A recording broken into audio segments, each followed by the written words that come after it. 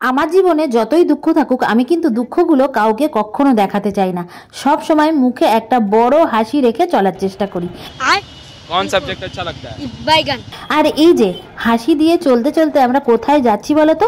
এই টোটোতে ঢক ঢক ঢক ঢক করে নড়তে নড়তে আমরা কিন্তু চলে যাচ্ছি আজকে চন্দননগরের ঠাকুর দেখতে।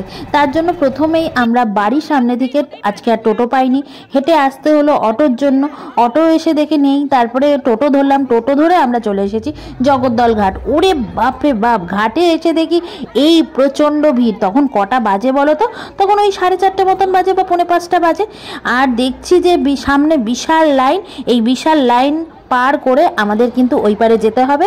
তো তার জন্য আমরা প্রথমে যেই জলযানে করে যাব সেটাতে উঠে পড়লাম। আর দূর থেকে একটা দেখতে পারলাম বেশ সুন্দর জলযান, দেখে কিন্তু দারুণ লাগলো। এটা দেখতে দেখতে ব্যাস চোখের নিমিষেই কিন্তু আমরা পৌঁছে গেলাম একদম চন্দননগরে। আর মাসি ওদিকে কি দেখালো বলো তো? টিকিট দেখালো যে আমরা টিকিট কেটে এসেছি। তারপরে এই যে হাঁটি হাঁটি পা পা করে করে এখন পুরো চন্দননগর ঘুরতে হবে।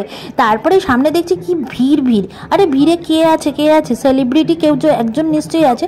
তোমরা দেখো তো সেলিব্রিটিকে চিনতে পারলে কিনা, অবশ্যই কিন্তু কমেন্টে জানিও। যাই হোক, পরের ভিডিওতে আমি সেলিব্রিটির পুরো ভিডিওটা তোমাদের দেখাচ্ছি, কে ছিল সেলিব্রিটি, কি কি একটু ডায়লগ দিল। তারপরে দেখো আমরা ঠাকুরের কাছে চলে এসেছি।